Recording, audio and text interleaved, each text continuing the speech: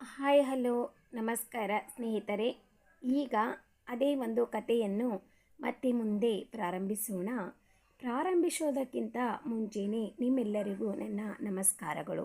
ಹಾಗೆ ತವರ ಮನೆಗೆ ಬಂದಾಗ ಅವಳು ತನ್ನ ಗಂಡನ ಮನೆಯಿಂದ ಬರುವಾಗ ಏನನ್ನು ತೆಗೆದುಕೊಳ್ಳಲಾರದೆ ಬಂದು ತನ್ನ ಒಂದು ಬಾಡಿಗೆಯ ಮನೆಯಲ್ಲಿ ಜೀವನವನ್ನು ಪ್ರಾರಂಭಿಸುತ್ತಾ ಇದ್ದಳು.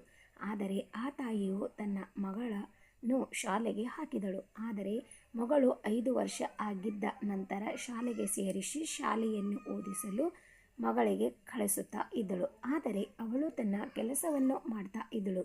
ಒಂದಲ್ಲ, ಎರಡಲ್ಲ, ಮೂರಲ್ಲ, 4 ಕೆಲಸಗಳನ್ನು ಒಟ್ಟಿಗೆ ಆ ತಾಯಿ ಮಾಡ್ತಾ ಇದ್ದಳು. ಹೊಲದ ಕೆಲಸ, ಎಣ್ಣೆ ಹೊಡೆಯುವ ಕೆಲಸ, ಮತ್ತು ಬೇರೆ ಒಬ್ಬರ ಮನೆಯಲ್ಲಿ ನೀರು ಹಾಕುವ ಕೆಲಸ, 3-4 ಕೆಲಸಗಳನ್ನು ಮಾಡುತ್ತಾ ತನ್ನ ಜೀವನವನ್ನು ಸಾಗಿಸುತ್ತಾ ಇದ್ದಳು. ಆದರೆ ಹೋಗಿರುವ ಆ ಮಗಳ ತಂದೆಯು ಮತ್ತೆ ಮರಳಿ ವಾಪಸ್ ಬಂದು ಅವನು ತನ್ನ ತಾಯಿಯ ಜೀವನವನ್ನು ಮತ್ತೆ ಆ ಹುಡುಗಿಯ ತಂದೆ ಕಷ್ಟಕ್ಕೆ ಸಿಲುಕಿಸಿದ. ಆದರೆ ಆ ತಾಯಿಯು ತನ್ನ ಕೆಲಸವನ್ನು ಯಥಾಪ್ರಕಾರವಾಗಿ ದಿನಲು ಪ್ರಾರಂಭಿಸುತ್ತಾ ಇದ್ದಳು. ಮತ್ತು ಒಬ್ಬೊಬ್ಬರ ಮನೆಯಲ್ಲಿ ಯಾವುದೇ ಆದರೂ ಸಣ್ಣ ಪುಟ್ಟ ಫಂಕ್ಷನ್ಗಳು ಇದ್ದರೂ ಕೂಡ ಅವಳು ಅಡುಗೆಯನ್ನು ಮಾಡುವುದಕ್ಕೆ ಹೋಗ್ತಾ ಇದ್ದಳು. ಆದರೆ ಆ ಊರಲ್ಲಿ ಒಬ್ಬ ಬ್ರಾಹ್ಮಣರು ಇದ್ದರು. ಅವರು ಆ ಹುಡುಗಿಯು ತಾಯಿಗೆ ಬಹಳಷ್ಟು ಆಸರೆ ಕೂಡ ಆಗಿದ್ದರು.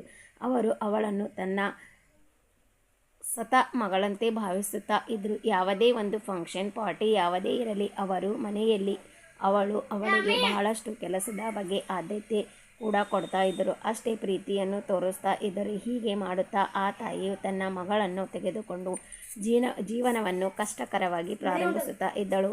ಆದರೆ ಗಂಡ ತನ್ನ ಕೆಲಸ ಇಲ್ಲ ಮಾಡದೆ ಬೇರೆ ಊರಿಗೆ ಹೋಗಿ ಬಂದು 2-3-4 ತಿಂಗಳದ ನಂತರ ಬೇರೆಯವರ ಉದ್ಯೋಗವನ್ನು ಮಾಡಿಕೊಟ್ಟು ವಾಪಸ್ಸು ಬಂದಾಗ ಈ ಒಂದು ಕಥೆಯು ಮತ್ತೆ ನಾಳೆ ಮುಂದುವರಿಸುತ್ತೇನೆ. ಈ ಕಥೆಯು ತುಂಬ ಇಂಟ್ರೆಸ್ಟಿಂಗ್ ಆಗಿದೆ.